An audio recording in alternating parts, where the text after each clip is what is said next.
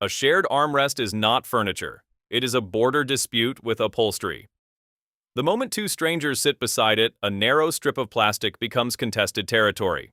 Nobody officially owns it, both people can reach it, and only one elbow can occupy the most desirable portion at a time. This creates a problem, because an armrest is supposedly shared. But unlike most shared objects, it cannot be used comfortably by two people at once. You can share a table, you can share a waiting room, you can share an elevator provided everyone agrees to face forward and acknowledge nothing. But two adult elbows cannot rest on the same 6-inch surface without beginning a relationship neither person requested. So the negotiation begins. Silently. One person places an elbow near the front. The other claims the back. This appears cooperative. It is not. Both people are waiting to see whether the arrangement will hold. A slight shift occurs. One elbow advances half an inch. The other remains still, hoping that firmness will discourage further expansion. Another shift. A forearm appears. The border is moving. Nobody says anything because there is no socially acceptable sentence for what is happening. Excuse me, your elbow has entered my sector. That would sound unreasonable. So instead, both people stare forward while conducting a territorial dispute entirely through pressure. The first contact is always accidental, or at least it presents itself as accidental. Two elbows touch. Both withdraw immediately. This is the civilized response. But now the armrest is completely empty, and an empty armrest creates opportunity. Someone must make the next move. If you return too quickly, you seem aggressive. If you wait too long, the other person may claim the entire surface. So you hesitate for exactly the wrong amount of time. And when you finally place your arm back down, theirs is already there. The territory has been occupied. There are several recognized strategies for armrest acquisition. The first is the early claim. The person sits down and immediately places their arm across the entire surface before anyone else has settled. This is technically not theft.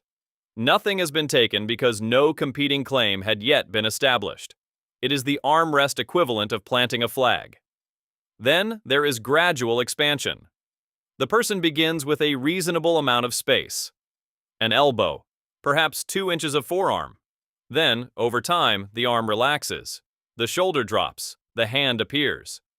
By the middle of the flight, their body has established a minor colony between the seats. There is also the sleeping defense. A person claims the armrest, closes their eyes, and becomes unreachable. You cannot negotiate with someone who appears unconscious. You cannot even reclaim a small section without risking physical contact with a sleeping stranger. The armrest has now acquired diplomatic immunity. But the most difficult situation is the middle seat on an airplane. The person at the window has the view and a wall to lean against. The person in the aisle has easier access to freedom. The person in the middle has neither. This is why many reasonable people believe the middle passenger should receive both armrests, not as a luxury, as compensation. The middle seat is not a seat so much as a human filling place between two more fortunate passengers. Both armrests are the minimum available form of reparations, and yet this rule is rarely announced. The airline does not mention it. The flight attendant does not demonstrate it. There is no diagram showing 3 passengers and the recommended distribution of elbows. So the middle passenger boards with what feels like a moral right but no enforcement mechanism. They may believe both armrests are theirs. The window and aisle passengers may believe armrests belong to whoever gets there first. And now 3 people are flying across the country under different legal systems. This is what makes the shared armrest so strange. People discuss every other part of air travel endlessly. There are debates about boarding groups, carry-on limits, overhead bin space, reclining seats, window shades, whether people should stand the moment the plane lands, whether the person in front of you is allowed to remove their shoes and quietly end civilization. Air travel has procedures for almost everything. You are told when to board, where to place your bag, when your tray table must be upright, which electronic devices may remain on. The location of every emergency exit is carefully explained, but the one object 2 strangers may have to negotiate continuously for several hours is governed by silence.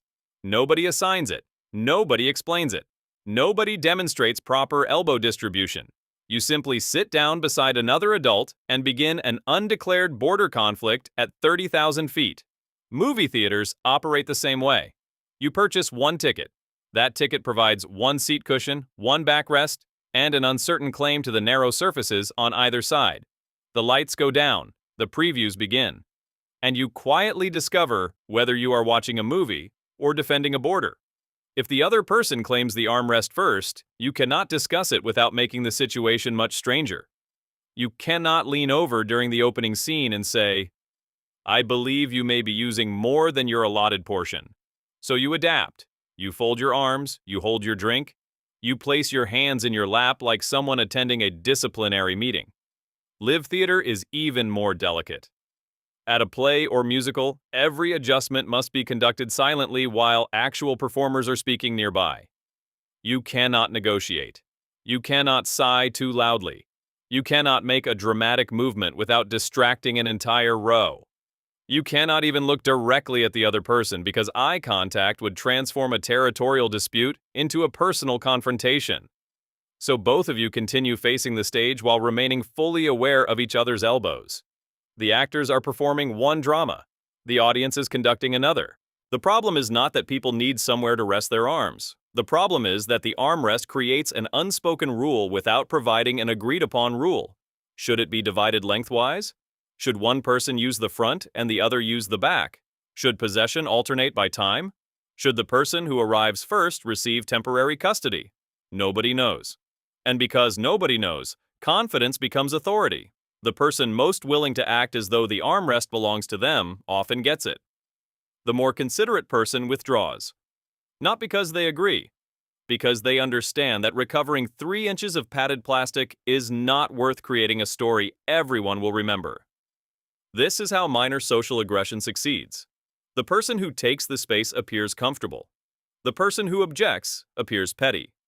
And the person who silently gives up the armrest spends the next 2 hours sitting with both shoulders pulled inward, gradually developing the posture of a folded lawn chair. Of course, not every armrest user is attempting a land grab. Most people are probably unaware of where their elbow ends and another person's patience begins. They shift, they relax, they fall asleep. They make themselves comfortable without realizing that their comfort has become someone else's seating arrangement. Intent is not always the issue. Sometimes one person has simply made their lack of spatial awareness everybody else's musculoskeletal problem. A reasonable armrest policy would be simple. Use only what you need. Notice whether another person has anywhere to place their arm. Allow the middle seat passenger whatever dignity remains available. And if contact occurs, withdraw slightly rather than responding with an immediate show of force. But society has chosen not to formalize any of this. The armrest remains shared in theory and privately conquered in practice. The charge: territorial expansion under cover of casual comfort. The defense: I was just resting my arm. The verdict: technically shared, practically occupied. The person who claims the armrest gets somewhere to rest. The other person gets a posture problem.